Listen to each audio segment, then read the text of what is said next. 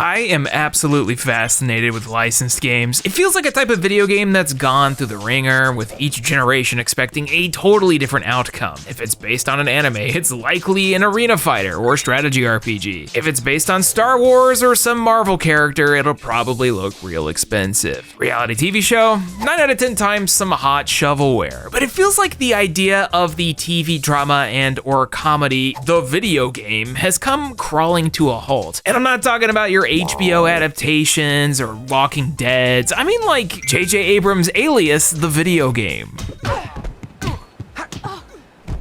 We gotta move. Throughout the 80s to the mid-2000s, it seemed like if a TV show was popular enough, it was going to get itself a video game. Star Wars and Indiana Jones on the Atari might have opened the gates for licensed games based on movies, but it was Doctor Who and MASH on the Atari 2600 that did it for your household videoscopes. Unless we're counting Sega's Fonz for the Japanese arcades all the way in 1976. So this one goes out to those, the licensed games based on the primetime television shows that may or may not have run in syndication for decades. As you'd expect, the spectrum of quality is all over the map, but hey, that's part of the fun. For every hidden gem or piece that adds to the world and lore of a loved television show, you'll also come across something exclusive to the Staples bargain bins like King of the Hill, the video game. And no, I'm not joking. I do one thing here in Arlen. I keep it real. So yo, it's Austin, and today we're going to be talking about the lost era of TV drama and or comedy licensed video games, which is a unnecessarily long title, but that just means we're not going to be talking about kids' cartoons. So if you're looking for, super duper sumos for the Game Boy Advance, this is not for you. I got a big old list of things we're going to be talking about today, but before we get started, today's video has a real appropriate sponsor, Star Trek Fleet Command. Welcome to the Final Frontier. Star Trek Fleet Command is a game where you do exactly that. Embark into this vast universe spanning generations and follow in the footsteps of captains like Picard, Kirk, and Janeway as a fledgling commander trying to make a name for yourself. Check the link in the description or scan my QR code to download the game for free on PC or mobile. Star Trek Fleet Command is the ultimate strategic game where you build your fleet and try to assemble a crew worthy of the Starfleet name. Explore the galaxy, meet with different factions to forge alliances, and take on strategic gameplay in the depths of space. And there's a lot of depth here. You can customize your ships and your crews to be the strongest. There's a main story with lots of missions to follow so you don't fall behind, dailies to keep yourself up to date, and you can even join an alliance early on for bonuses and buffs. Right now they're running a 7-day login streak where you can get epic Romulan Captain Nero, and if you buy a bundle in-game, you'll get Lieutenant Picard for free. He's great for newbies. The story arc for Wrath of Khan has arrived. You can unlock the USS Reliant in-game and face new challenges, stronger enemies, and get game-changing rewards. Khan is back, and as a wise man once said, Khan. So click the link in the description or scan the QR code. You can also use code CON rules until July 31st to unlock Officer Kirk in-game for free. The galaxy needs a leader. Check out Star Trek Fleet Command today. Thanks to Star Trek Fleet Command for this sponsor. But for now, we might as well get started with the era that I might know best. As a kid from the 90s, something we all love saying now, primetime 90s television was a massive part of that. And you shouldn't be surprised to find out that something like The X-Files has a video game. Multiple.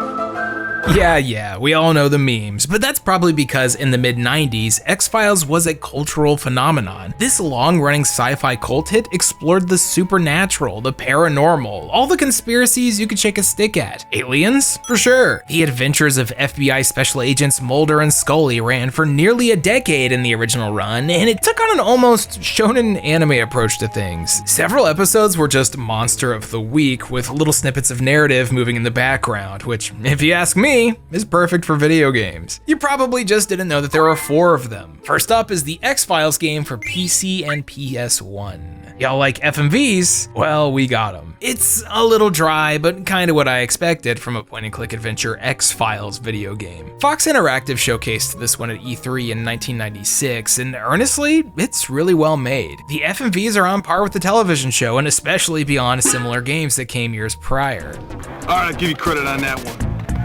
Get out of here! This one somehow blew past 1 million copies sold worldwide, which is fantastic, and probably thanks to Eiffel 65, even though the reviews were incredibly mixed. We've also got the X-Files Unrestricted Access, a CD you put into your computer containing a bunch of info about the show and its lore. Not really a video game, but for hardcore fans, definitely something you'd slap into your computer before updating your GeoCities fan sites. There's a lot of these video software things, by the way. There's also a mobile and browser-based hidden object release from 2018 called X-Files Deep State, but that's not too terribly interesting. So how about the time the developers of Warpath Jurassic Park, the fighting game, went and made themselves an X-Files Resident Evil clone? X-Files Resist or Serve.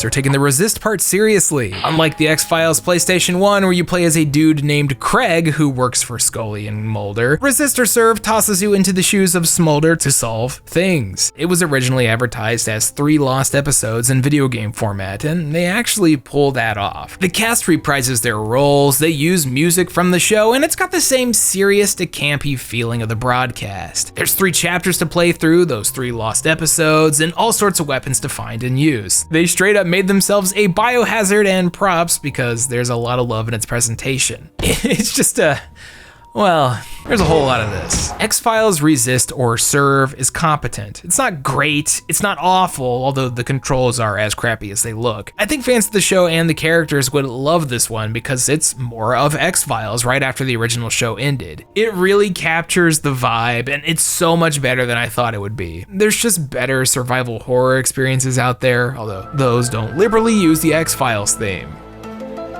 Speaking of memorable theme songs, how about Buffy the Vampire Slayer?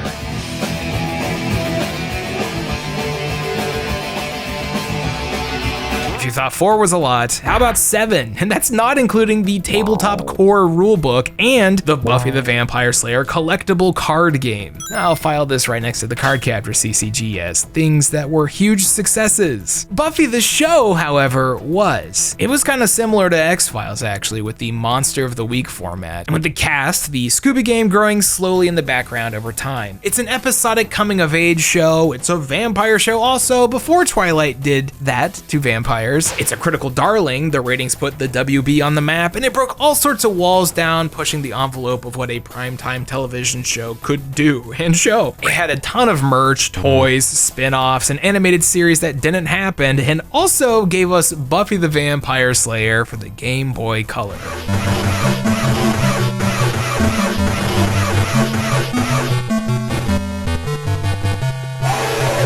Oh yeah, this looks exactly like Sarah Michelle Gellar. No pupils, just endless voids. The cover is hilarious also. It's just like random screenshots and promo photos mashed together on a black background. This one is what it looks like. The Game Boy Color isn't really known for quality beat 'em ups, and this ain't gonna do anything to change that. At least they got some real audio clips.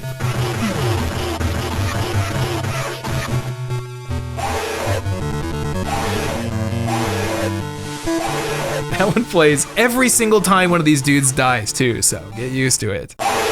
Buffy for the Game Boy Color is a quintessential bad licensed game. It feels tossed together, the music is grating even for the little handheld, and it quickly devolves into a janky button masher with horrifying pixel art. The reviews are what you'd expect. I mean, even Pulitzer Prize winning Tampa Bay Times gave it a D+.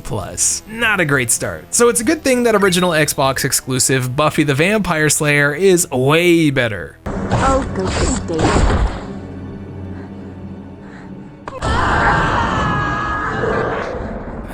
There we go. Developed by The Collective, who gave us Mark Echo's Getting Up, along with several other pretty decent licensed games. Simply, Buffy the Vampire Slayer screams, "We gave a shit," and the reviews from the time say so. It's actually still exclusive to the Xbox, has never been ported, and came swinging with a majority of the cast reprising their roles, except Buffy for some reason, who was played by Giselle Lauren. Notwithstanding, the whole production here is quality. The cutscenes feel on par with other action games from 2000 2002. The area lighting looks real nice, and the animations have a lot of personality. The narrative and dialogue was even written by people behind the Buffyverse novels, a whole too deep for this video, and it all feels at home in the 3rd season where it takes place. There's tons of combos, a good variety of environments and weapons to slay vampires with, and honestly, it's pretty fun for what it is. Maybe a little repetitive and loopy with the constant one-liners, but don't worry, that gets worse in this video.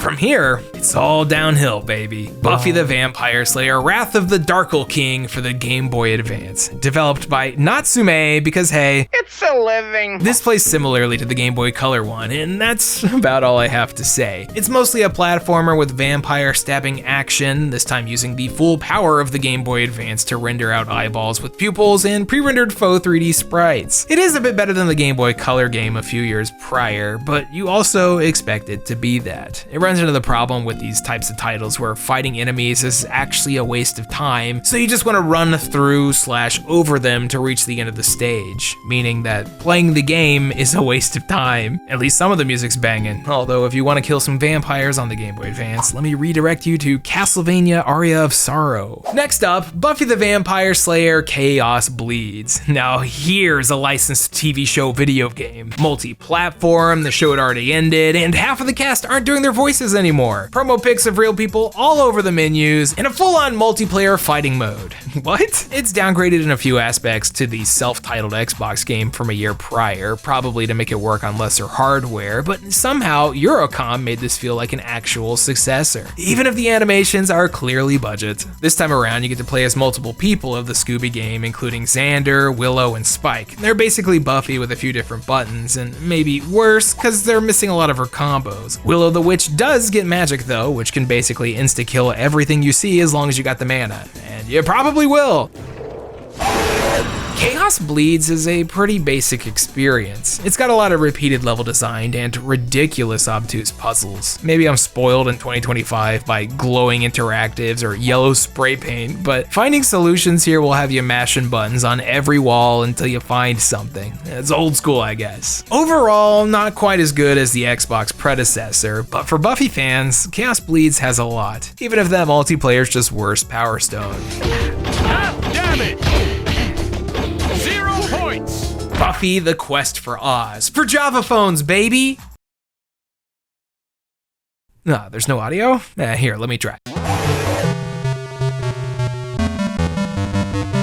Yeah, not really much to see here. They might as well have just called this The Search for Seth Green. Shoot forward to the year 2009, the show's been over for 6 years, and we've got a whole different set of consoles, and it was time for one final Buffy video game. And what better platform than the Nintendo DS? Buffy the Vampire Slayer Sacrifice. If you haven't seen this one before, I understand. It's exclusive to Europe and Australia. This one was surprisingly ambitious. It's a combination Pizza Hut Taco Bell, a first-person shooter, and a Resident Evil clone. You'll navigate the beautiful scenery of Scotland with predetermined static camera angles set up to spook you, while occasionally popping into the first person to blast demons with crossbows. Whip up the stylus and ruin the integrity of the bottom screen for lockpicking and various DS minigames. This one is okay, there's not much to say here. Buffy's got a lot, but most TV shows don't get 4 to 6 video games, let alone one, so that is impressive. For example, Highlander: The Last of the McClouds for the Atari Jaguar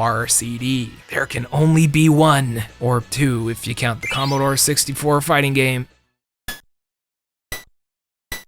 Better than Street Fighter? Highlander the animated series enjoyed a brief stint of popularity in the 90s, and this Jaguar exclusive, highly inspired by Alone in the Dark and Resident Evil, would come out and be lauded as, and I'm not joking, one of the best games on the console. Sure, it's not saying much, but I'm sure the small Venn diagram of Highlander fans with Jaguar CD owners were pumped. How about that time Home Improvement got a video game? Power Tool Pursuit, a crappy platformer that even Nintendo Power couldn't give a high score to. The ever popular Star Trek has dozens of things over several decades, some really good, and even other smaller forgettable shows like Time Trax would get themselves a game. You ever heard of Time Trax? Yeah, me either. I was a toddler and I can't say I'd pick up this DVD cover. Oh, and don't forget that In Living Color got a video game. It's Homie D Clown, also one of the worst looking and sounding things I've ever been subjected to.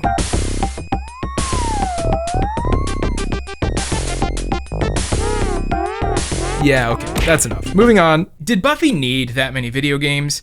No, probably not. But some of those primetime shows were pumping them out. Compared to movies, they were just slightly more uncommon. Video games, still being seen mostly as like a toy for children, would have their licensed games reserved for, cartoons and movies. Sometimes anime, and also for the slightly older audience, The Simpsons. And there sure are a lot of Simpsons games. From the arcade original to the dredges of awful Acclaim games, to the timeless classics like Road Rage and Hit and Run, America's favorite family has been in games since the beginning. Not so much these days. The Simpsons game was their last console hoorah, and now EA has pigeonholed them into being mobile releases only. But, when you look at something like The Simpsons Wrestling, I kinda get it. 1, 2, 3. The sheer amount of random games based on kids and family cartoons is overwhelming. They would make these for anything, like Butt Ugly Martians, aka the show you'd sit through waiting for Invader Zim or Cat Dog. I gotta love these horrifying early 3D children while aliens are tokusatsuing into giant robots. Not one, not two, but 3 video games. BKM Battles on the Game Boy Advance, Martian Boot Camp on the PC, it's one of those point-and-click interactive minigame collection things, as well as Zoom or Doom on the PlayStation 2. A futuristic racer almost as old as F-Zero GX, which is just upsetting. You gotta love when you transform and it's just the suit kind of tweening back and forth. Oh, and let us not forget the soundtrack for the Game Boy Advance one.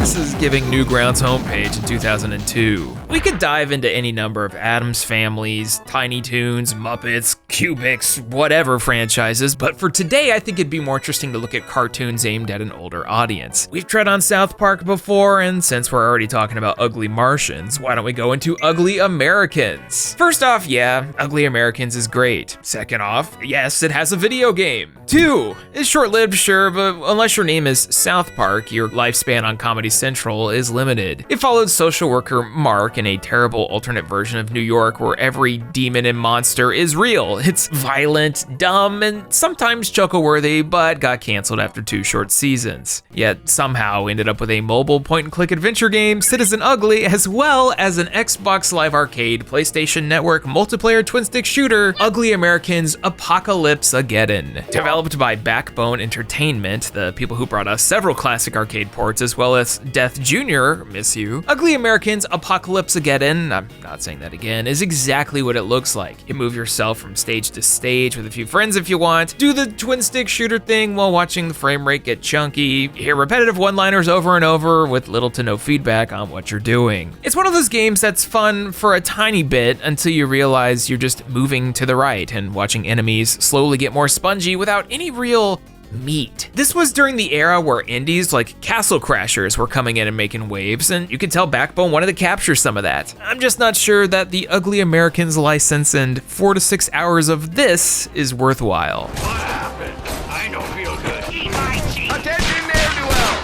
Wow, I really should not be handling a gun. Surprisingly, this is actually still available for purchase on the Xbox Store, and it's forwards compatible to the series console, so you can still buy and play it, which is crazy because I've seen things get delisted in less than 2 years, let alone the 14 years that have passed since this came out. A fun idea, but ultimately shallow. It seems like recreating side-scrolling beat-em-ups in Smash TV is a lot harder than it looks. Bam, you're a doctor.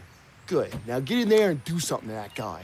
Which brings us to a game that I'm surprised I haven't covered before, especially because we got the follow-up. Speaking of terrible beat-em-ups, the first Family Guy video game sure is a mess. Simply Family Guy video game by High Voltage Software, who have given us the kitchen sink of licensed video games, including Zathura. Family Guy is like going through a long episode of the show where you assume control of Peter, Stewie, and Brian, each with a completely different gameplay style. Peter plays like your standard walk-in punchers, Stewie has a laser gun to shoot at endless dudes a la Ugly Americans, and Brian has long, drawn-out stealth levels. This era of games sure love tossing these into everything, huh? Now, typically I don't like to base my opinions off the consensus. I'll give everything a chance. I saw Family Guy sitting here with its universal 5 out of 10 thinking, okay, well, there must be something going on, Because frankly, we'll be seeing a lot worse today, Xena. you start as Stewie, who's engaging in baby warfare against his rival, half-brother Bertram. You've got mind-control ray guns, which will allow you to control Lois. There's some interesting mechanics here. The gunplay is maybe a little simple for a game with an M rating, but hey, the stoners need something too. And then suddenly we're tossed into this long, drawn-out stealth level with Brian, where if you're caught, it's back to a checkpoint. There's no grace or hiding or running away. Oh, and don't forget the cutaway gags. Reused cutaway gags. Nothing like a worse version of a joke from the show. This calls for a sexy party. Damn! Speaking of, Peter, who is just filled with rage apparently, he's got the Streets of Rage and a complete inability to block, meaning you'll be seeing a lot of this. Hey, stop it! You like having health? Too bad. The whole point of this game is basically Peter going on a violent rampage, similar to Lancelot from Monty Python and the Holy Grail, just completely induced by CTE. If you've ever woken up one day and just wanted to play as Hooker Peter, this game's for you. It's just a shame that all of the gameplay is such a drag. I thought Stewie was okay, hence the 5s you probably see, but Brian's levels suck and Peter feels like a struggle for survival the entire time. Family Guy video game does have a few clever bits. Thankfully, it doesn't do the I'm in a video game nearly as much as Back to the Multiverse would a few years later. I like that the invisible walls are held together by mimes. I like that attacking God earns you a swift death. But so many gags crash and burn. The gameplay is way too easy for a game that has pregnant women shooting missiles out of their in a hospital, and you're basically consuming a worse version of a show that was still in its prime. Looking at some of the Simpsons video games from around this time, you know they could have done something way better here. But unfortunately, this is what we got. Anyways, rest in peace, Family Guy Online. You could have changed the world. I disagree! A lot of those video games are coming out alongside their TV shows airing. Like, yeah, of course it makes sense for Family Guy to get itself a video game alongside the new season reboot, even if it wasn't great. So how about a video game that comes out way too late? For our next section, which I've titled Wrong Decade, Idiot, coming out all the way in 1990, The Adventures of Gilligan's Island for the Nintendo Entertainment System.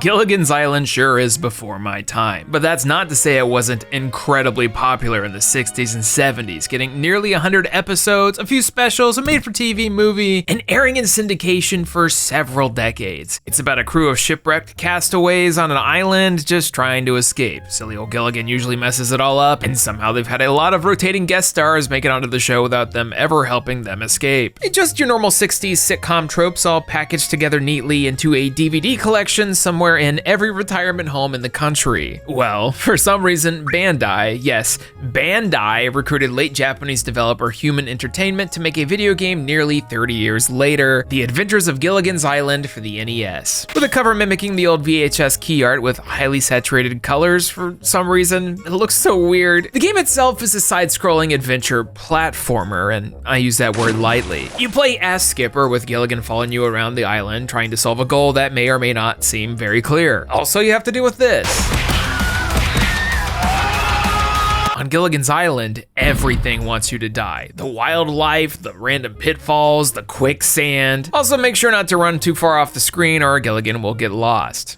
Just what everyone wanted. A confusing adventure game that doubles as an escort quest. Gilligan's Island isn't overtly terrible. It'll grab the attention of the find the hidden object audience. But it sure loves to waste your time, especially because the ending is like any episode. The crew fails to escape. Womp womp. Now, watch out for the birds.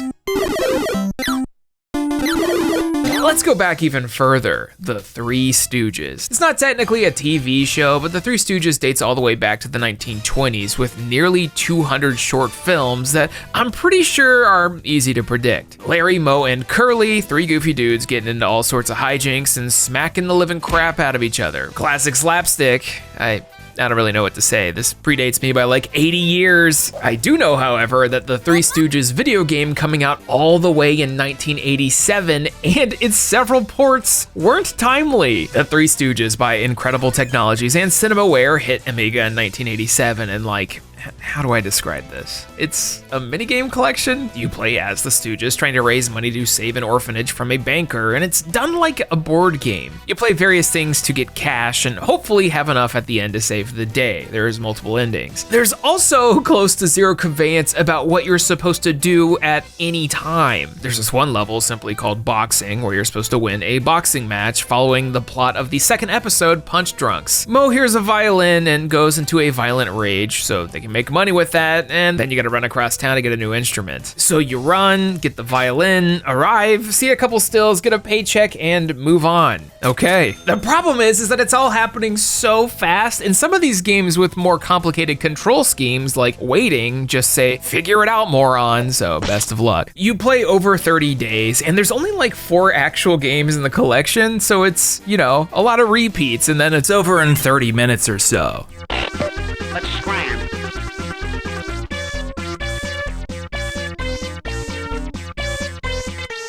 Well, I guess Cinemaware thought they had a banger on their hands, so they ported it to the NES, computers, and the PlayStation 1 and Game Boy Advance all the way into the 2000s. The one on the PlayStation 1 is kinda hideous though. The NES one stands out the most to me as they open with a Ghostbusters 2 gag before launching into the highest quality audio you've ever heard. We're in the wrong game.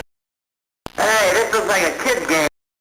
You imbeciles. That, and they decided to unlock all the limiters, so you can go sonic speeds during the minigames, and it's a, well, yeah. The Stooges NES cover has the same deal as Gilligan's Island, so I guess they were just going for an ultra-saturated pop art style. Ah yes, the decade of pop art, the 1930s.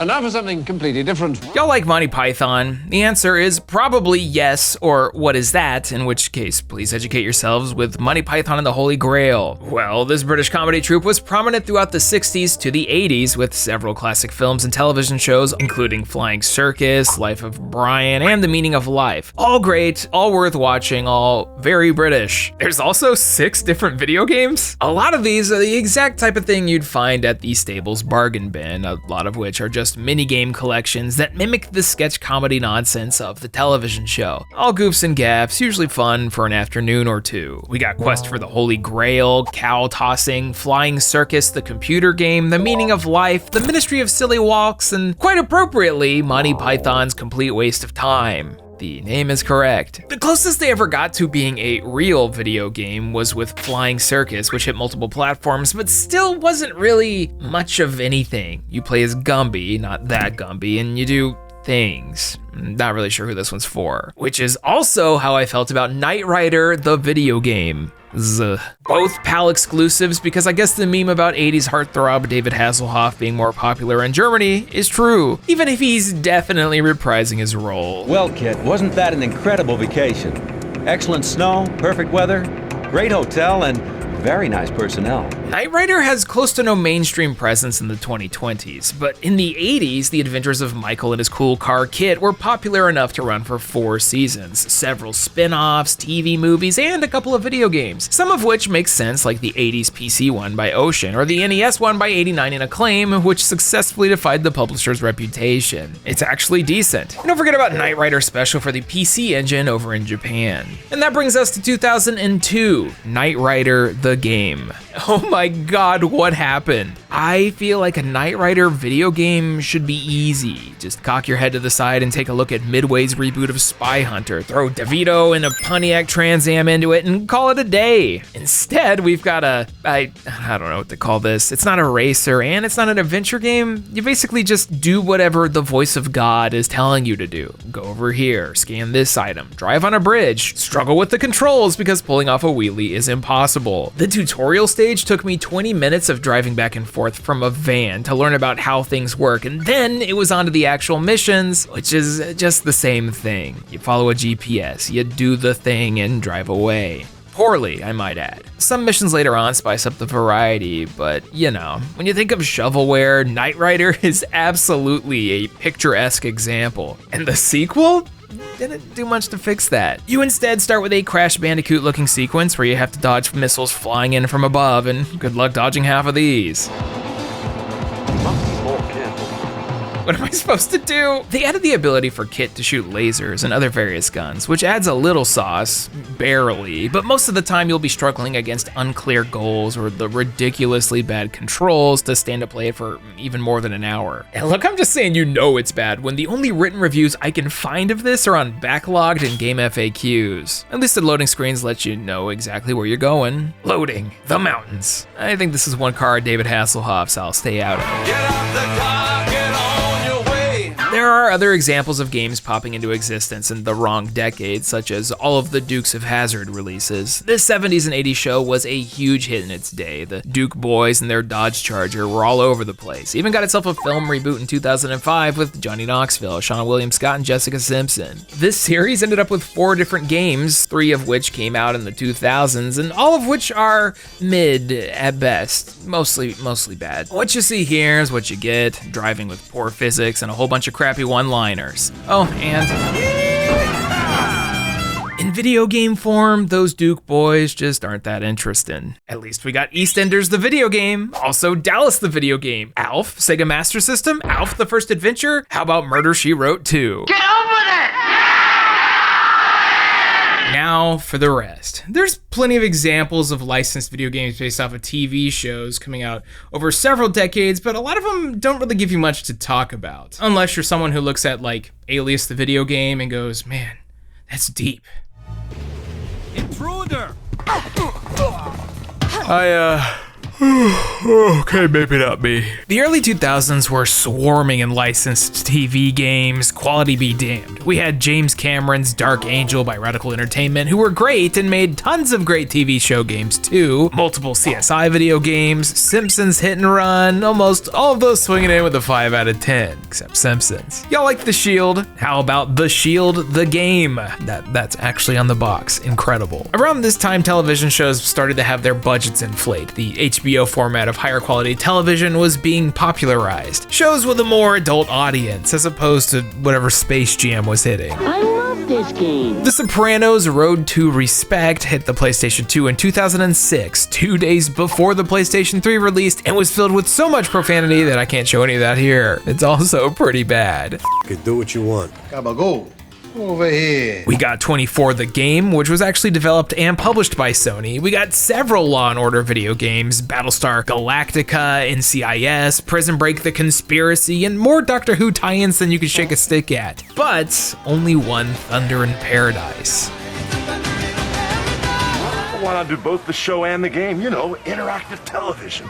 Nothing like an FMV light gun shooter starring Hulk Hogan based off the TV show that totally launched his career. You can ride with us anytime. Remember, there's always another day in paradise. Yo, where's he going? Like, we haven't even touched the shovelware, the hidden object collections, the activity centers, the clear cash-ins and things made for someone. Who is Castle never judge a book by its cover for?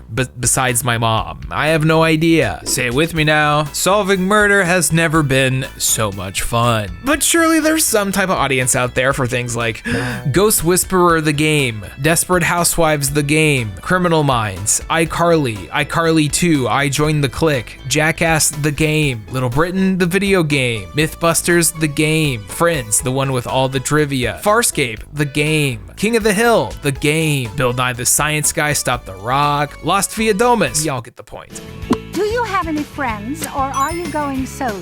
Between Lost, CSI, and Grey's Anatomy, I guess Ubisoft was really busy in the 2000s. With rare exception like your Game of Thrones, TV drama video games have really chilled out. We're not seeing anywhere near as many these days. Like, where's White Lotus the video game? Where's Severance for the PlayStation Vita? What could have been? So today I got one more series I want to talk about, and it's kind of a favorite of mine. Let's hop back to the 90s for a spin-off franchise that had a huge cultural impact, 4 video games and 2 interactive movies. Growing up, I felt like Xena Warrior Princess was always on the TV. Xena really did well for herself, from a side character in Hercules: The Legendary Journeys, which also had some video games, to her own TV show that took off in the ratings and reception. As a kid, Lucy Lawless's portrayal as Xena was all over the screens and the faces of several video game boxes, the first of which aren't technically video games. Xena Warrior Princess Multipath Adventures. We got 2 of these. They're based on the episodes from the TV show Girls Just Want to Have Fun and Death in Chains. Essentially, these 2 DVDs took the episodes to an interactive choose-your-own-adventure format and included alternate endings. You would actually see these for different TV shows in the early 2000s, and this particular developer even did Ace Ventura: Pet Detective. The 3D animation they used for Xena, though, looks kinda wild, like they had a video game they were working on and then cut it specifically for the cutscenes in that engine.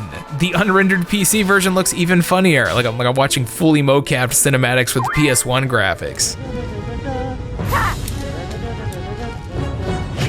The first traditional video game hit store shelves in 1999. The first of, and maybe the best of them, on the PlayStation 1, Xena Warrior Princess. They all share the same name, by the way. Xena for the PlayStation 1 is way better than you'd think. It's got everything you'd expect from 1999. There's no checkpoints, so any deaths take you to the beginning of the stage. The sword combat's kind of janky. There's BS platforming with insta-deaths everywhere, and the sound effects are way too loud in the mix. And considering one of your attacks is a low blow, you'll be hearing a lot of screaming. The cutscenes definitely tread on the uncanny valley. You've got Xena looking all triangle-y, but with attempted lip syncing, and the cutscenes meshed together with what looks like a PNG of trees in the background. The main menu has her as a static picture with 3D hair waving. It's a vibe for sure. You could tell this one had some money poured into it. It's fully voice acted, and there's a decent amount of variety to the enemies and locales. And since sword combat's a bit crap, I actually love the way the chakram works. You can throw this thing and control it mid-flight from right behind it, which is always entertaining.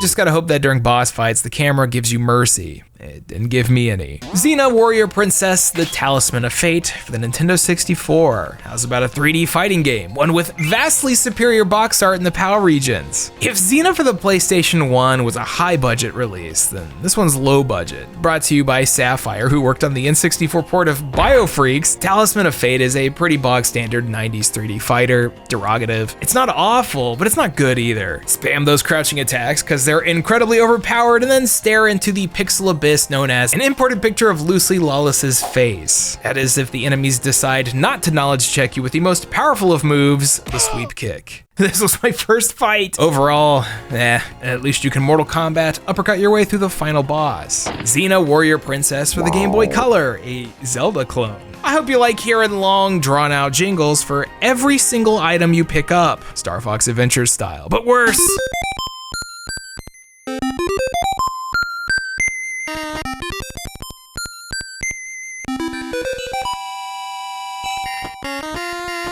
Another one published by Titus, Xena's a pair of Game Boy Color releases alongside Hercules, both of which are pretty awful. Xena is slow. The pace goes to a crawl thanks to the constant pickup reminders. Combat is also rough, and you'll just be sitting there waiting on enemies' invulnerability periods to end. It's glitchy, it feels bad to play, and it's basically the same as Hercules. Check out this combat.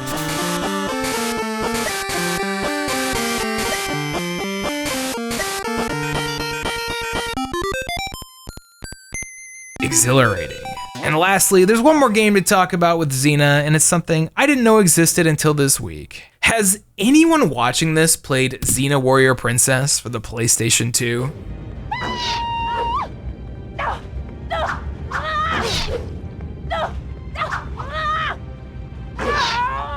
If so, you have my condolences. If PS1 was high budget, N64 was low budget, PS2 Xena here is no budget. Today on Why Does This Exist? Xena Warrior Princess for the PlayStation 2 came out all the way in 2006, 5 years after its finale. This was once again a European exclusive developed by Blast Entertainment Limited, who gave us that An American Tail Monkey Ball clone. No, I didn't stutter. Xena here is pure shovelware. It looks awful, plays awful, feels awful. It's just awful in every sense of the word. The combat looks like a kid smashing action figures together, and there's no voiceovers minus pre-canned lines from the show. What's wrong with the Xena? Her running animations, when they work, look like someone who's constipated and not an almighty warrior. Seriously, this feels like an unfinished Gmod game type. Look at this sick gameplay.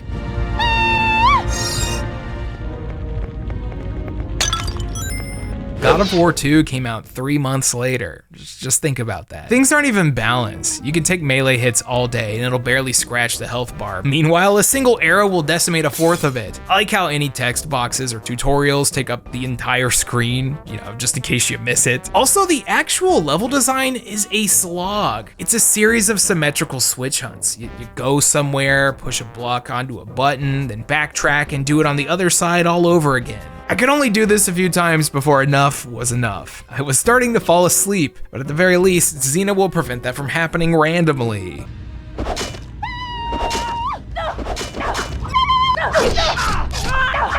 I like me some Xena, but this ain't it. When I heard Xena had a PS2 game, I was interested, but this was somehow even worse than expected. To quote something from a better game,